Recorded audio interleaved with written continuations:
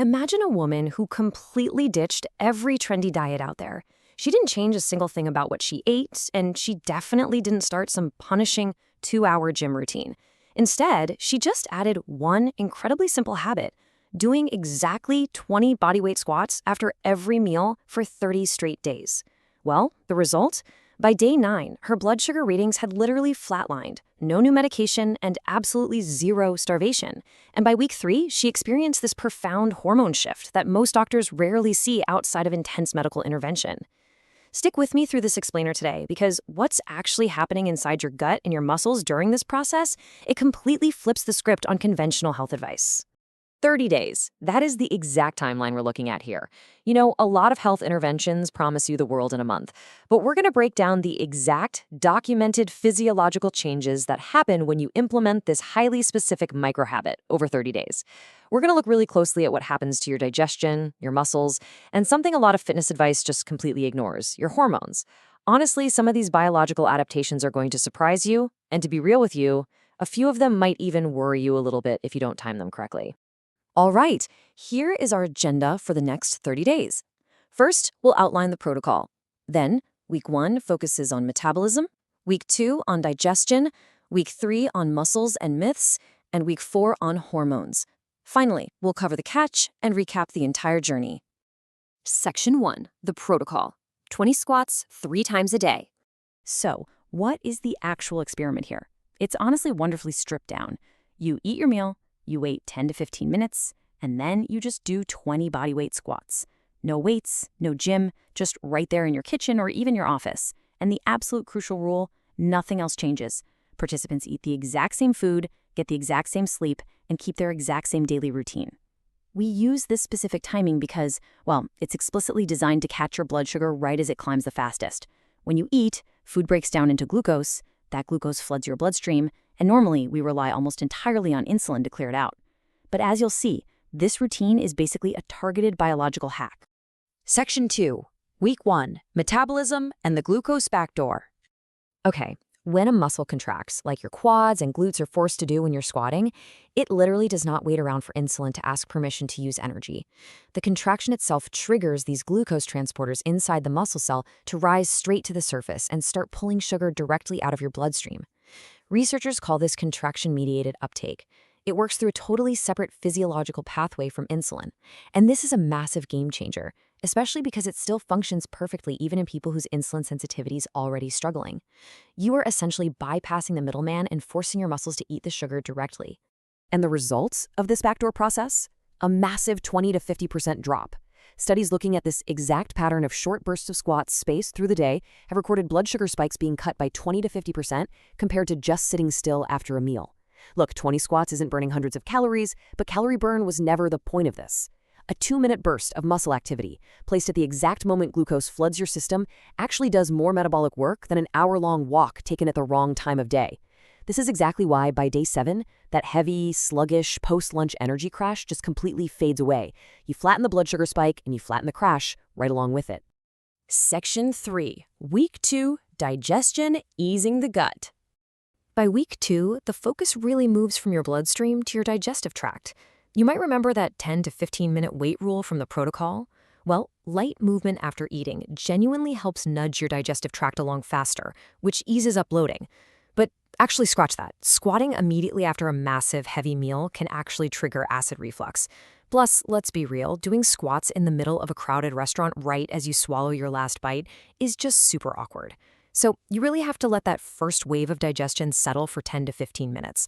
And remember, slow, controlled movement is what eases the gut without causing internal pressure issues. Now, by the middle of week 2, this amazing side effect takes hold. Because you've created way steadier blood sugar, you experience a massive drop in sudden hunger signals. You know those intense cravings that hit about an hour after a meal, sending you straight back to the fridge for a second helping? They start disappearing. Part of this is definitely psychological. Just standing up breaks the mental loop of eating, but it is primarily physical. Without those extreme peaks and valleys in your blood sugar, the physiological panic signals that demand more food just stay quiet.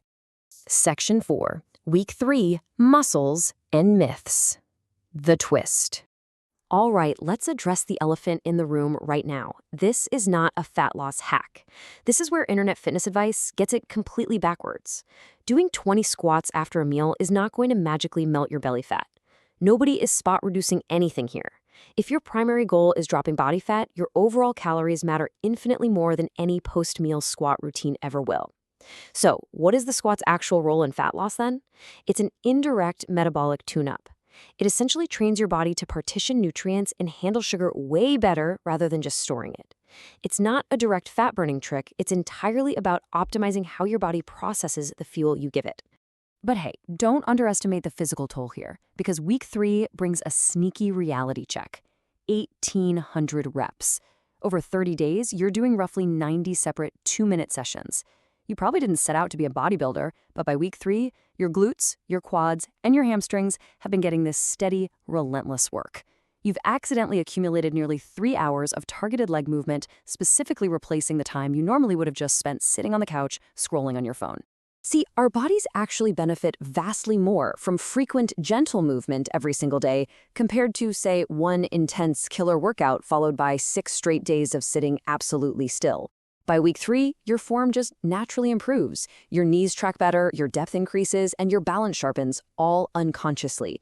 People with cranky lower backs or stiff knees often report feeling significantly looser. And on top of all that, forcing a break from sitting every few hours significantly lowers your long-term cardiovascular risks. It's basically built-in permission to get up out of the chair. Section 5. Week 4. Hormones. The long-term shift. Now, this is the payoff. This is where short-term, acute physiological reactions finally cement themselves into deep, long-term biological adaptations. Up until now, that immediate glucose-clearing boost you got right after eating was temporary. It only lasted a couple hours per session. But when you repeat that pattern 90 times over a month, your body adjusts its entire baseline. The muscle tissue that has been contracting so regularly actually becomes more insulin-sensitive overall. That means your body literally requires less insulin to do the exact same job, even when you aren't doing the squats. That is a profound chronic adaptation. And the hormonal ripple effect definitely doesn't stop with insulin. Frequent movement breaks are deeply tied to steadier cortisol patterns. Cortisol is your primary stress hormone, and let me tell you, it loves to spike with prolonged sitting and mental strain. By breaking up your day with these quick physical resets, you essentially cure that jittery, wired-the-tired 3 p.m. slump. It is this quiet recalibration of your stress hormones that most people never even think to test for, but it entirely changes your afternoon energy. Section 6. The catch. Safety and reality check. Okay, before anyone jumps up from their desk to start doing this, we need a responsible reality check. This is not a miracle cure, guys. If you are a medicated diabetic, you absolutely must talk to a doctor first, because rapidly clearing glucose with squats right on top of your medication can actually push your blood sugar levels dangerously low. If you have joint pain, don't force a full squat. Modifying this to a simple chair squat works just as well for the metabolic benefit. Pregnant viewers or those with severe reflux definitely need individual guidance. And lastly, never forget the hierarchy of health. Your sleep, food quality, and stress management will always carry more weight than any 2-minute routine. Section 7. The catch and recap. The 30-day arc. Seeing how these micro habits compound is truly the most satisfying part of this entire explainer. Look at it. Week 1 is your immediate metabolic win, where blood sugar spikes soften and those awful afternoon crashes fade. Week 2 brings the gut relief, where digestion eases up and cravings quiet down. Week 3 is the physical adaptation. Your joints loosen up and you silently accumulate over 1,800 reps. And finally, week 4 is the deeper hormonal victory, where your baseline insulin sensitivity actually shifts and your stress hormones find a much steadier rhythm.